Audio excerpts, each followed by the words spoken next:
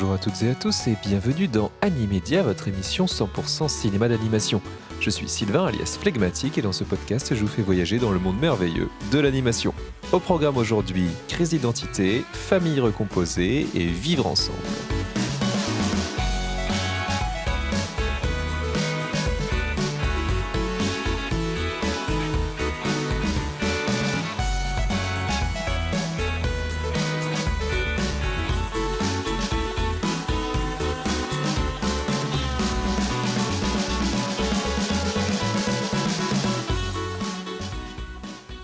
Salut la famille, j'espère que vous allez bien. De mon côté, je reviens de 10 petits jours de vacances. Vous allez dire, le mec fait son épisode de rentrée et ensuite il repart en vacances. Eh bien oui, tout à fait, c'est vrai, vous avez parfaitement raison. Mais c'était justement pour reprendre des forces avant le lourd programme d'animation qui nous attend durant ce mois d'octobre et plus largement pour le reste de l'année. Je viens de faire le planning pour le reste de 2024 et je peux vous assurer qu'il y a du lourd, du très très lourd. Et justement, au programme de cet épisode numéro 7, l'une des grosses sorties de cet automne, signée DreamWorks et Universal. Donc autant dire qu'on est sur un blockbuster d'animation, messieurs, dames. On va bien sûr parler du Robot Sauvage. Le film est sorti le mercredi 9 octobre, donc il y a quelques jours à l'heure où j'enregistre cet épisode, mais je préfère quand même prévenir les petites oreilles sensibles, il n'est pas exclu que dans cet épisode figurent de légères traces de spoil, et globalement ce sera le cas dans tous les épisodes d'Animédia à partir de maintenant, je le répéterai quand même à chaque fois. On n'est pas tous égaux face au spoil, on place pas tous le curseur au même niveau, mais je préfère prévenir pour ne pas vous gâcher d'éventuelles surprises. Pour ce qui est de la structure de cet épisode d'Animédia, je vais attaquer tout d'abord par la partie critique pour vous donner mon avis à proprement parler. Je reviendrai un petit peu plus après sur le contexte autour du film et notamment pour ce qui est du Robot Sauvage, de la vision du réalisateur Chris Sanders qui a donné quelques interviews par-ci par-là. On se demandera ensuite c'est pour qui le Robot Sauvage et enfin je lui décernerai une note pour le replacer dans le grand classement du cinéma d'animation. Entendez-vous l'appel de la forêt ? Allez, c'est parti. Rapport d'incident. À 3h00, un lot de robots Universal Dynamics a été perdu en mer dans un typhon. Les chances de pouvoir les récupérer sont faibles.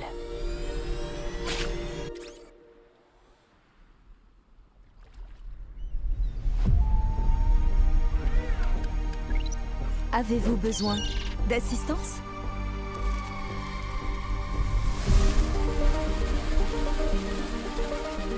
Agression détectée. J'ai compris votre problème.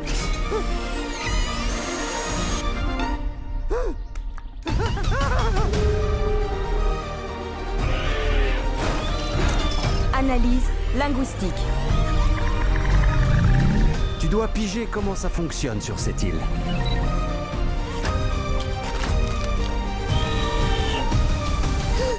Bonjour. Après avoir fait naufrage sur une île déserte, l'unité Rosum 7134, alias Rose, doit apprendre à s'adapter à un environnement hostile en nouant petit à petit des relations avec les animaux de l'île. Après avoir accidentellement tué sa famille, elle finit par adopter un oison, c'est le petit du noix, à qui elle va devoir enseigner la lourde tâche de devenir lui-même. Tout cela en réfléchissant à sa propre condition et en faisant face à son désir d'émancipation face à une maison mère qui ne l'entend pas de cette oreille.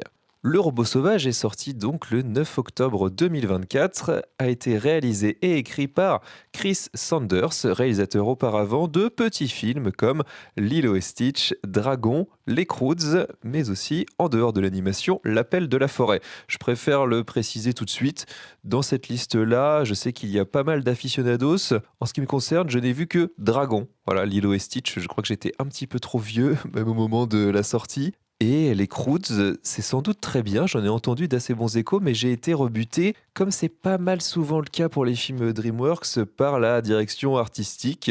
Et enfin, L'Appel de la Forêt, Harrison Ford avec un chien en CGI, je crois que ça se passe de détails. Mais autant vous dire que pour celui-ci, eh bien, ça a été une très belle redécouverte de Chris Sanders. Le film est produit par DreamWorks Animation, distribué par Universal, et il est adapté de la série de livres The Wild Robot, écrit par Peter Brown. Pour ce qui est du casting VO, DreamWorks a comme souvent frappé fort, puisqu'on retrouve notamment Lupita Nyong'o, Pedro Pascal, Kit Connor, Bill Nighy, Stephanie Su, Ving Rhames, Mark Hamill ou encore Catherine O'Hara, excusez du peu.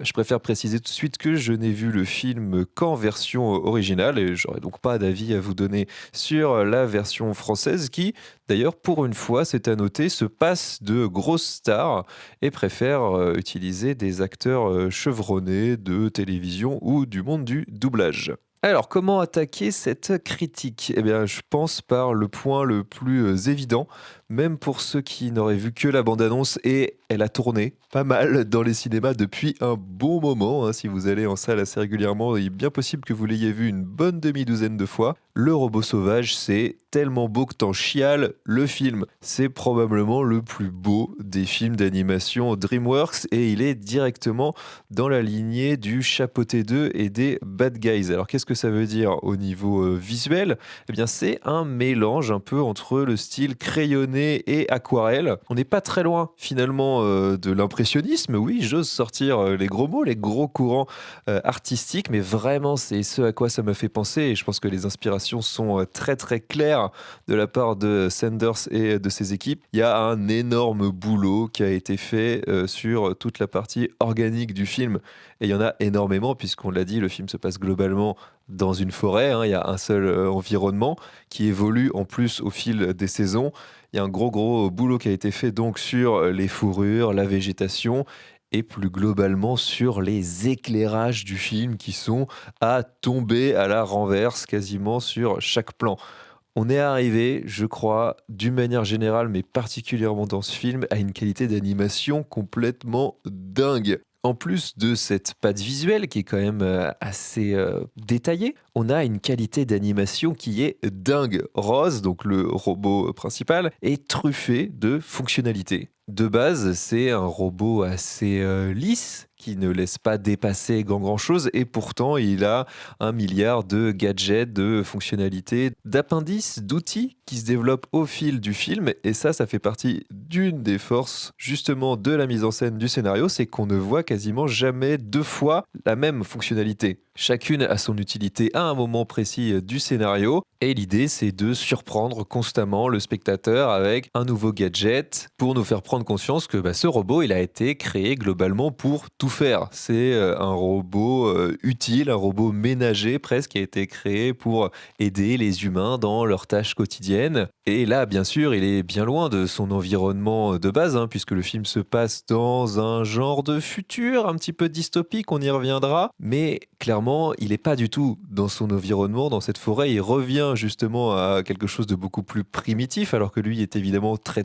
évolué. Il est fait pour le monde moderne, un monde technologique et il est parfaitement en décalage, là encore on y reviendra, avec tout ce qui se trouve autour de lui. Mais donc malgré ça, malgré cette apparence très lisse, mais un robot qui n'a pas d'expression faciale aucune, eh bien le film, Chris Sanders, ses animateurs réussissent à humaniser complètement ce personnage de Rose par aussi le jeu de Lupita Nyong'o, sa voix qui va évoluer là encore au fil du film à mesure que le robot va découvrir des émotions, ressentir différentes choses, évoluer avec les personnages autour d'elle. Et globalement, ça va se ressentir dans le design, dans la manière du robot de se déplacer. Là encore, je vais pas spoiler, mais bon, vous imaginez bien qu'un robot comme ça, dans une forêt, il va se prendre des coups, il va subir des modifications.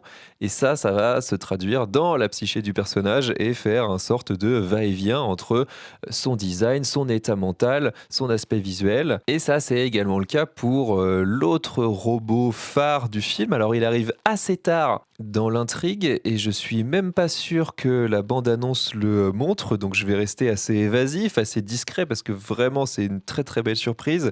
C'est un des antagonistes, un des principaux méchants. Pour le coup, il bénéficie à fond de ça, à savoir cette cohérence entre la manière dont il est animé et sa personnalité. C'est un personnage qui est vicieux, qui est pernicieux, qui est insidieux et il colle à 1000% avec son design. Vraiment, j'ai pris un kiff, j'avais le sourire aux lèvres rien qu'à le voir s'animer, à le voir interagir avec le personnage, glisser autour de lui, vraiment parler d'un ton un petit peu mielleux et en même temps voir la manière dont il bouge. J'essaye très très fort de pas vous spoiler, là j'espère que vous noterez l'effort.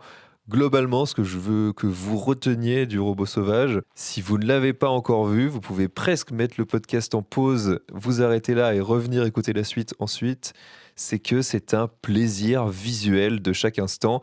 Et vraiment, rien que pour ça, il faut le voir au cinéma, il faut le voir dans une salle sur un grand écran pour bénéficier à fond de ça. Ensuite, pour ce qui est d'un point de vue narratif, le film est construit sur des pics émotionnels réguliers. Comment ça fonctionne ? En gros, le film est découpé en plusieurs segments qui débouchent chacun sur un climax dédié à ce segment-là en particulier, une espèce de mini-résolution pour ou un personnage en particulier ou le groupe de personnages qu'on suit. Et honnêtement, ça fonctionne super bien pour l'implication du spectateur, puisqu'on est assez rapidement récompensé d'événements qui viennent de se dérouler. On a un peu comme des conclusions de mini-arcs à l'intérieur du film, qui vont évidemment déboucher sur quelque chose d'encore plus grand à la toute fin. Mais dans l'ensemble, ça donne un rythme qui est bien soutenu. Le film dure 1h40, ce qui est une durée relativement standard pour un film d'animation. On est plutôt sur une moyenne haute, qui s'explique aussi par le fait qu'on s'adresse à un public finalement pas si jeune. Là encore, j'en reviendrai dans la partie c'est pour qui. Mais en tout cas, on s'ennuie pas. On s'ennuie absolument jamais. Il se passe toujours quelque chose. Ce qui rend pas le film hystérique pour autant. Attention, bien au contraire, ça fait partie de ses grosses qualités. C'est son rythme, son alternance de temps fort, temps faible. Et voilà, comme je l'ai dit, cet enchaînement de conclusions de micro-arcs. Et en plus, et ça c'était vraiment ma grosse surprise en voyant le film, c'est qu'il ne s'arrête pas là où on pense qu'il va se terminer. On a le droit à du rab en quelque sorte. Et ça a été un gros point positif, puisque là où on aurait pu avoir pour moi cette première conclusion, on va dire, dans un épisode 1, et nous donner ensuite la résolution qu'on a dans le film dans un deuxième épisode, ce qui est une manière assez courante de pratiquer pour un studio. On essaie quand même un peu d'étirer la matière qu'on a, vous l'aurez peut-être noté. Eh bien là, non. Là, le film décide de tout rassembler en un. Alors je sais que pour certains, ça va peut-être être un problème. L'ami Gauthier, pour ne pas le citer, que vous avez pu entendre dans l'épisode sur Vice Versa, premier du nom, et avec qui j'étais en projection presse pour voir le film, a lui perçu ça comme un point négatif. C'est-à-dire qu'il avait l'impression d'avoir une histoire un petit peu étirée, justement, qu'ils avaient en gros un film de 1h, 1h10 et qu'ils en ont rajouté un petit peu pour donner un petit peu de substance. Moi, je trouve pas. Je trouve que justement, ça permet de récompenser le spectateur, de lui en donner un petit peu plus que ce qu'il était en droit d'attendre. Et ça rajoute, comme je le disais, un nouveau pic émotionnel, narratif, dramaturgique, un nouveau pic d'action. Et c'est ce qui fait, là encore, pour moi, la qualité principale du film. Ce qui ne veut pas dire, et là vous pouvez être rassuré si jamais vous avez déjà vu le film et que vous avez aimé, que au vu quand même de la manière dont ça se termine, si Le Robot Sauvage est un succès commercial, et il a été clairement calibré pour ça, vu le matraquage médiatique qu'on prend quand même depuis bien cet été, il y aura clairement une suite et il y aura largement de quoi faire. Je ne connais pas les livres dont sont tirés le film, mais il y en a plusieurs déjà, donc la matière, elle est là. D'autant que l'auteur a collaboré avec le réalisateur Chris Sanders pour écrire le scénario. Là encore, j'y reviendrai dans une deuxième partie. Pour en finir avec le côté narratif, ce qu'il ne faut pas oublier de dire non plus, c'est que Le Robot Sauvage est un film drôle. Mais vraiment, genre vraiment drôle. J'ai ri quand même à de nombreuses reprises dans le film. L'humour, il est omniprésent, mais jamais lourdingue. Ce qui est quand même pas toujours gagné, là encore, sur les tendances de DreamWorks. Mais non, c'est beaucoup plus subtil que sans doute ce qu'on peut attendre là encore d'une production du studio. C'est lié aussi aux thématiques dont je vais parler dans quelques minutes, qui imposent un petit peu plus de gravité que si on était sur quelque chose de très très basique poète-poète. Moi chez Méchant, je regarde vers vous. Donc on peut dire que le film se met au niveau. Et s'il fallait ne citer qu'un seul exemple, vraiment, je mets le cœur à fond sur les bébés opossums qui sont parfaitement en décalage entre ce qu'ils disent et ce qu'ils sont. Là encore, je ne veux pas vous gâcher la surprise, mais on est sur une tendance qui se dégage pas mal d'ailleurs dans le cinéma d'animation au niveau des personnages secondaires. C'est assez étonnant, mais on va voir si ça se diffuse vraiment dans le temps pour que ça devienne une genre de formule. Mais on est un petit peu, si vous voyez là où je veux en venir, sur le Luma de Super Mario. Vous voyez cette petite étoile toute mignonne, toute gentille et qui en fait était complètement dépressive, à tendance suicidaire. Voilà, un personnage mignon qui dit des choses horribles. Voilà, on est un petit peu dans cet ordre-là, dans le robot sauvage, avec cette famille d'opossums qui est parfaitement géniale. Voilà, la mère opossum est jouée par Catherine O'Hara. Elle a parmi les meilleures répliques du film, les meilleurs tempos comiques du film.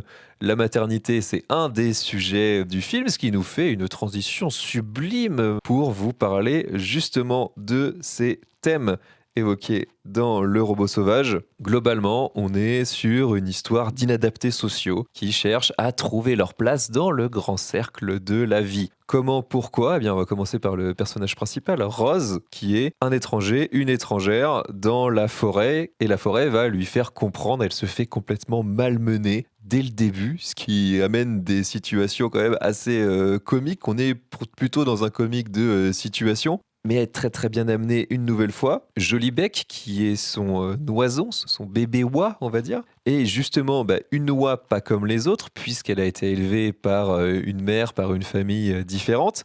Et donc, elle est rejetée par ses semblables. Elle va devoir s'accepter elle-même et se faire accepter par ses semblables. Et Escobar, alors je ne sais pas trop d'où sort cette traduction. En anglais, il s'appelle Fink, F-I-N-K. Et ils ont traduit ça en français par Escobar. Voilà. Dans un cas comme dans l'autre, je suis pas tout à fait sûr de ce que ça veut dire, mais lui, donc le renard, il est discriminé parmi les animaux de la forêt sur la base de stéréotypes que vous pouvez assez bien imaginer et qui sont d'ailleurs souvent l'apanage des renards dans la fiction, c'est-à-dire qu'il est rusé, mesquin, on peut pas lui faire confiance, etc., etc. Et donc pour ça, il est seul, mais comme tous les solitaires rejetés, il n'a au fond qu'une seule envie, c'est d'être aimé. Donc ces trois-là forment une famille recomposée par défaut, par le biais des événements, où chacun va devoir apprendre à s'accepter et, in fine, à rallier l'ensemble de la forêt à leur cause.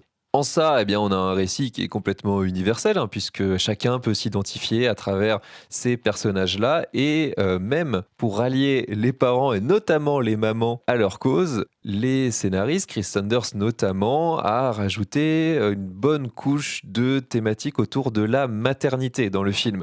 Rose, alors c'est un robot, on peut dire qu'il est asexué, qu'il n'a pas de genre, mais étant doublé par Lupita Nyong'o avec une voix qui est quand même plutôt féminine, on peut considérer que c'est la maman de Jolibec. Et on a aussi une autre maman, je vous en ai parlé dans le film, qui est jouée par Catherine O'Hara, la maman opossum, qui elle pour le coup est complètement dépassée, désabusée par une famille beaucoup trop nombreuse, alors que Rose justement cherche à être cette maman idéale, ou en tout cas à déjouer un petit peu la programmation qui est la sienne pour développer des sentiments et certes atteindre son objectif, mais aussi faire en sorte d'être aimé et que Jolibec puisse vivre la vie qu'il a envie de vivre. Et n'est-ce pas l'objectif finalement de toutes les mamans et de tous les parents du monde? En plus de ça, ce qui peut déjà paraître beaucoup, je l'entends, le film nous rajoute une petite couche de sous-texte écologique, mais c'est amené un peu plus subtilement à travers quelques plans.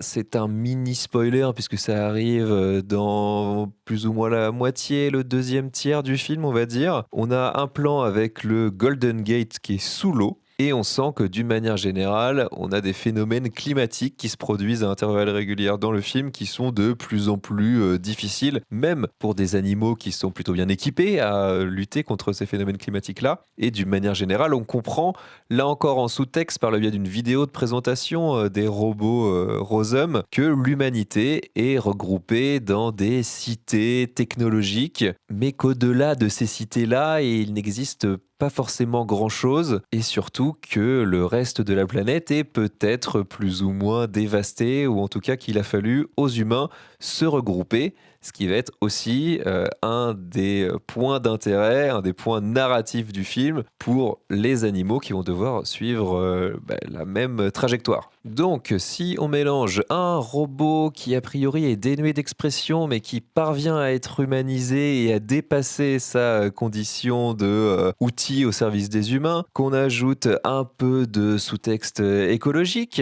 avec pas mal d'humour, des références par-ci par-là, est-ce qu'on ne serait pas assez proche d'un fameux robot popularisé par Pixar?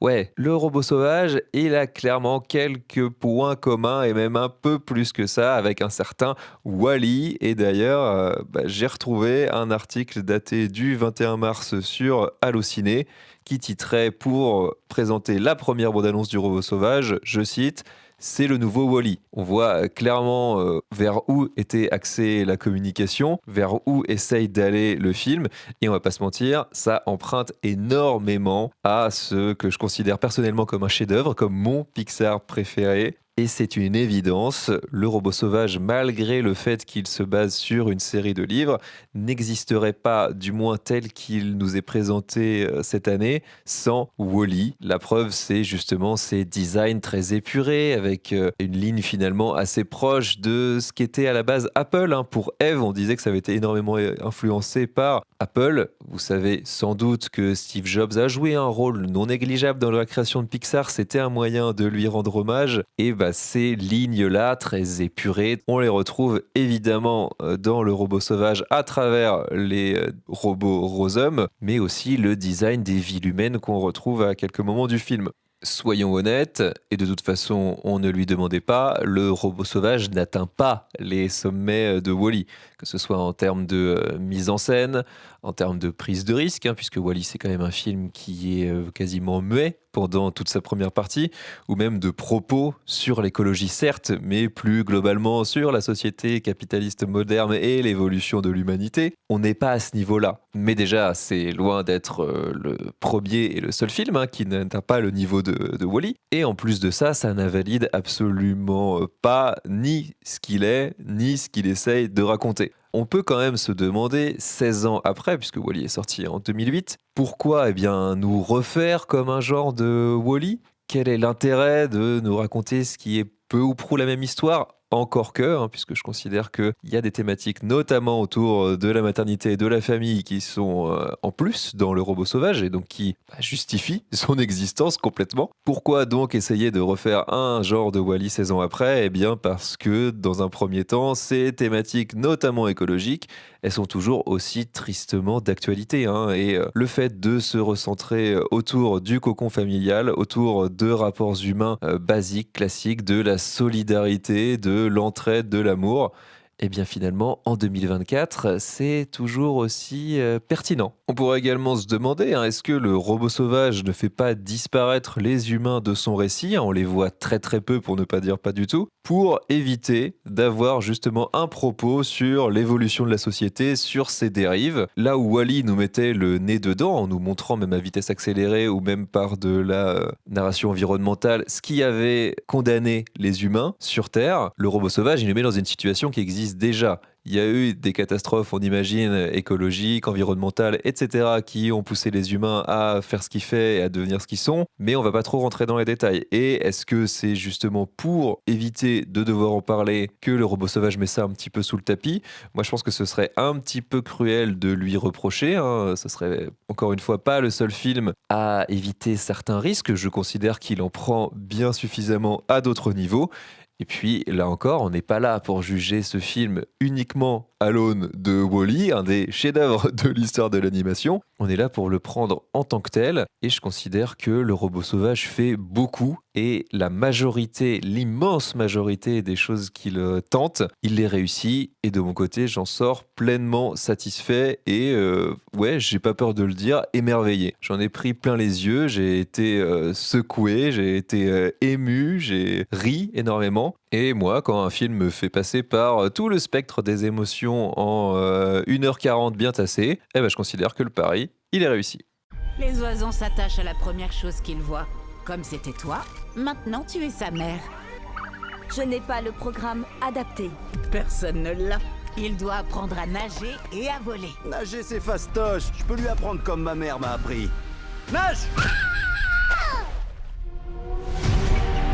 C'est un avorton. Ses chances de s'en sortir sont pas terribles. Je le protégerai. Il doit quitter l'île avant l'automne.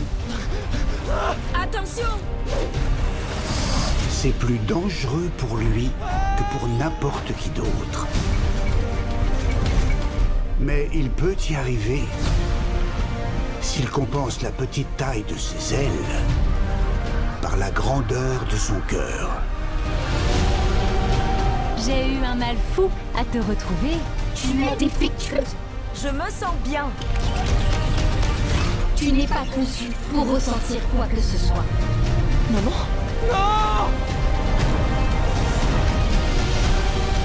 Parfois, pour survivre, il faut outrepasser ce pourquoi on est programmé. Je vous protégerai tous. Tu as reçu l'ordre de rentrer chez toi. Je suis déjà chez moi. Je suis un robot sauvage.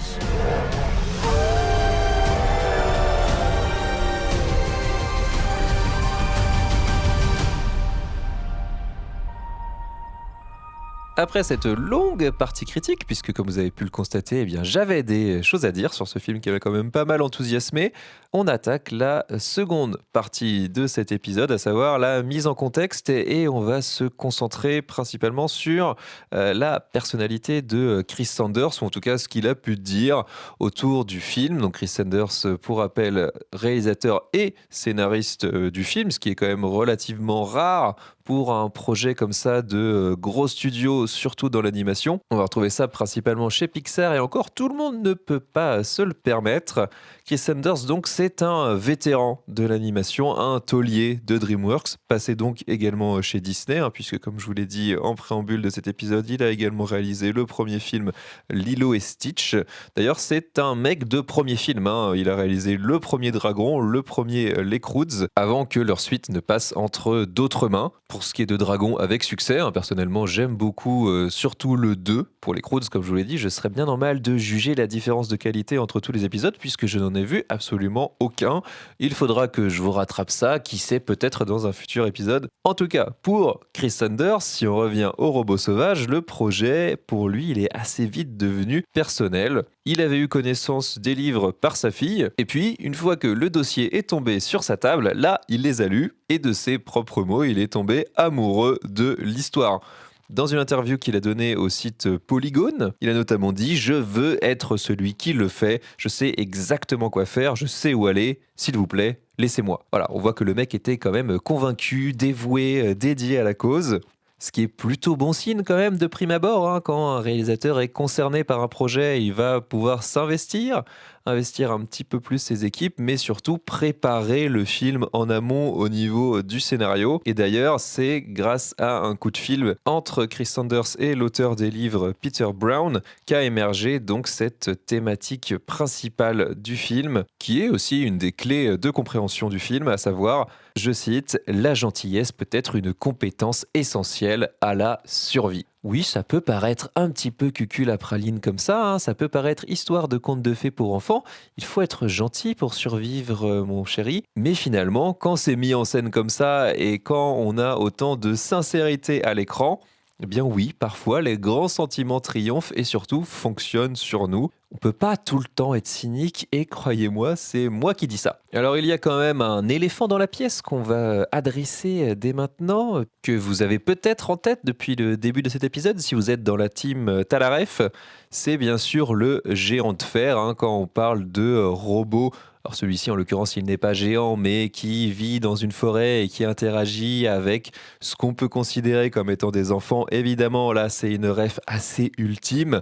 Comme Wall-E, vous pouvez aller voir sur le compte Letterboxd XD d'Animedia pour voir le nombre d'étoiles qu'ils ont reçues tous les deux et à quel niveau ils sont classés. Spoiler très très haut. Évidemment, Chris Sanders est également allé chercher du côté du géant de fer pour la capacité du robot à générer des émotions. Le géant de fer, de prime abord, il est assez primitif dans ses articulations faciales, dans sa manière de se déplacer, de s'exprimer. En tout cas, il a assez peu d'éléments visuels auxquels on peut se raccrocher pour le faire générer des émotions. Eh bien, pour Rose, c'est la même chose, hein, j'en ai parlé là encore dans la partie critique. Le point clé, c'était de réussir à utiliser tous les éléments du robot, son design dans sa globalité, pour faire en sorte qu'il s'exprime autrement que par juste des jeux de bouche, mais aussi à travers les regards, les bras, les animations, etc., etc.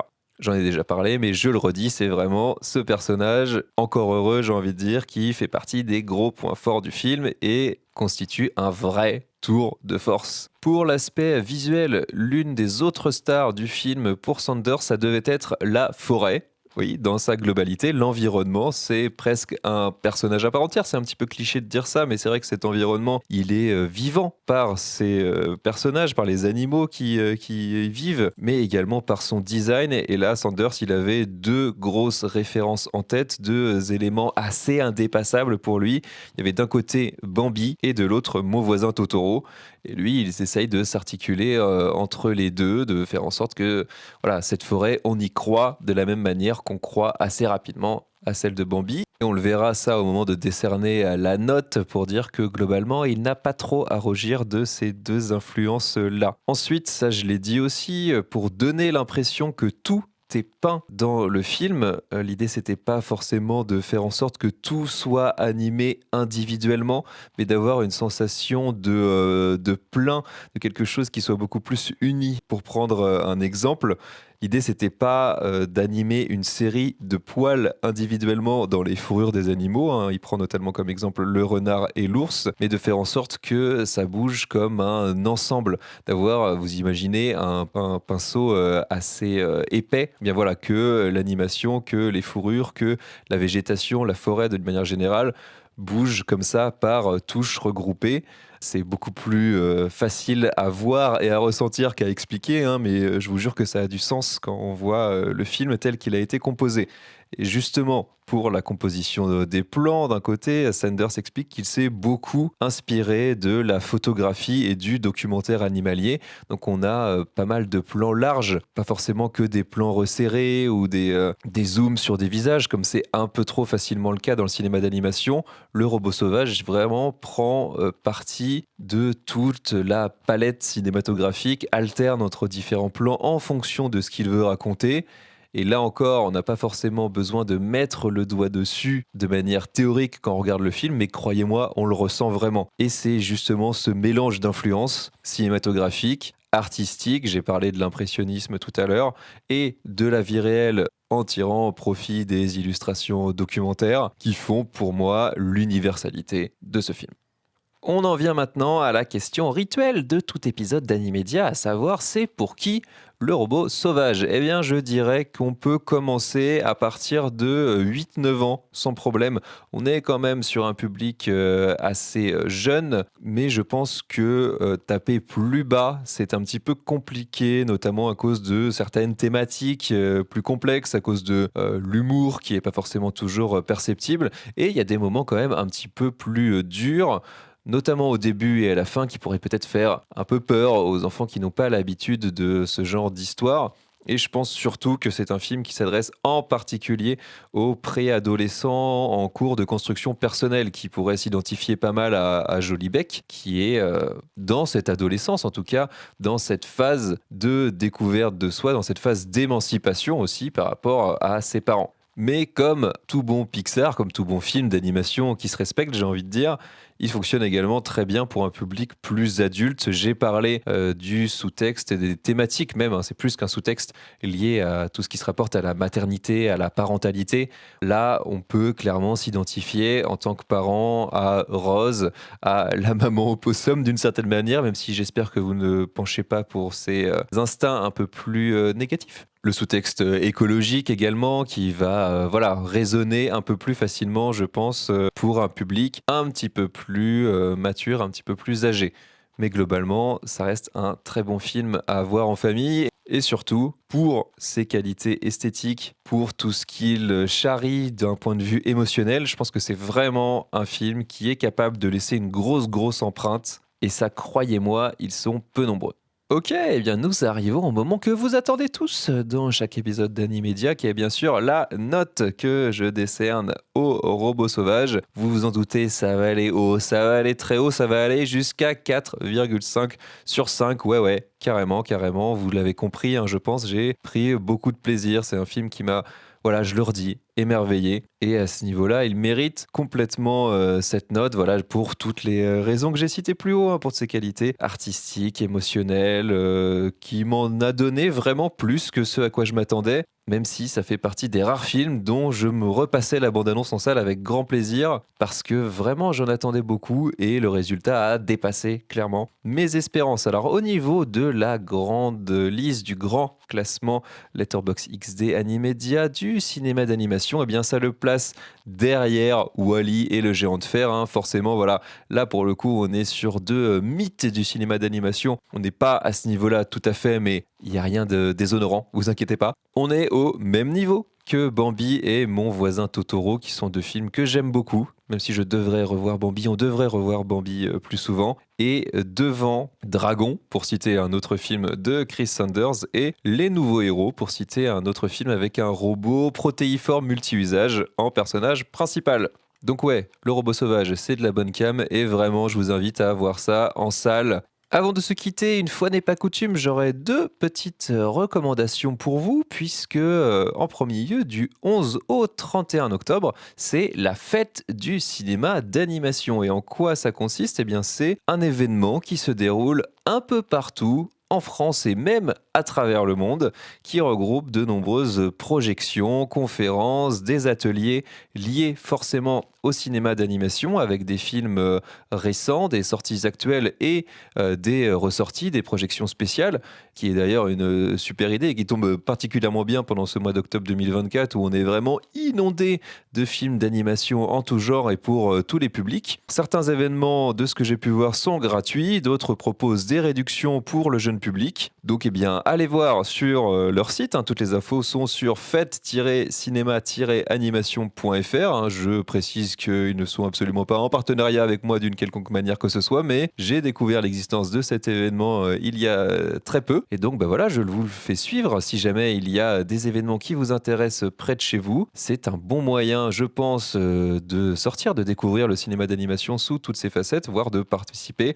à des ateliers, des conférences avec des intervenants. Ma deuxième recommandation, c'est une recommandation musique, puisque pour mon anniversaire, ma sœur m'avait offert des places pour un concert, celui du Neko Light Orchestra. Et le Neko Light Orchestra, qu'est-ce que c'est ? C'est un petit organisme de 9-10 musiciens qui réinterprètent sur scène des bandes originales de différents univers. Actuellement, ils se produisent avec 4 événements séparés. Alors, un premier autour de Zelda, l'autre autour de la musique d'Harry Potter, l'autre autour du Seigneur des Anneaux et de Game of Thrones. Et pour donc ce qui nous intéresse, à savoir le cinéma d'animation, ils ont également un spectacle qui s'interprète Écho de la Vallée du Vent. Et vous l'avez sans doute deviné au titre, il s'agit des musiques du studio Ghibli et plus particulièrement des films de Hayao Miyazaki mis en musique par Joe Hisaishi, qui le reprennent à leur manière, avec un relativement petit orchestre, hein, je l'ai dit, d'une petite dizaine de musiciens. Et eh bien, c'était un très beau moment, 2 belles heures de concert, hein, ce qui est quand même assez rare aujourd'hui. On tourne plutôt autour de 1h15, 1h30 en moyenne. Là, c'était un vrai bon moment. En l'occurrence,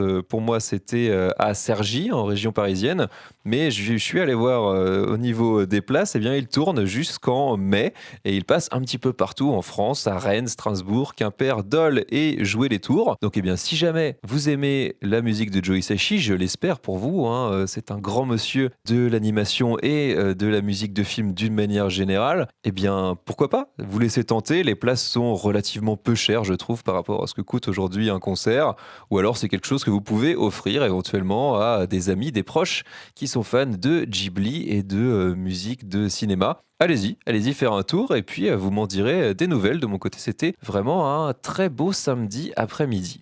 Et bien voilà, nous y sommes, cette fois cet épisode est véritablement terminé. Je vous invite comme d'habitude à me laisser un maximum d'étoiles, des pouces, des commentaires sur vos plateformes d'écoute préférées, que ce soit Spotify, Apple Podcast, Deezer ou autres. Évidemment, c'est avec le partage et les recommandations, le bouche à oreille, parlez-en autour de vous qu'Animedia se diffusera petit à petit dans la podcast sphère. Je ne sais même pas si c'est un truc qui se dit, mais on va dire que si.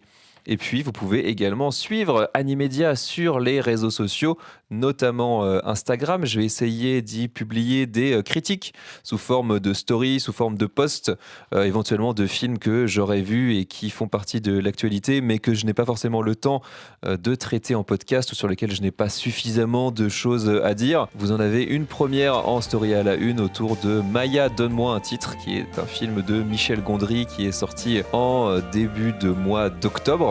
Et je vais essayer de garder le rythme, notamment au niveau de ce podcast. Le mois d'octobre est particulièrement chargé. J'ai fait mon calendrier juste avant d'enregistrer. Et si j'y parviens, vous aurez du Animedia dans les oreilles assez régulièrement jusqu'à la fin de cette année. Et j'espère, pourquoi pas, avec des invités également au micro pour partager avec moi l'amour du cinéma d'animation. Donc si vous le partagez, cet amour, venez échanger sur les réseaux sociaux, Instagram donc, mais aussi Blue Sky, voire Twitter si le cœur vous en dit. Et on engage la discussion, ce sera avec grand plaisir. En attendant, portez-vous bien, à la prochaine, ciao.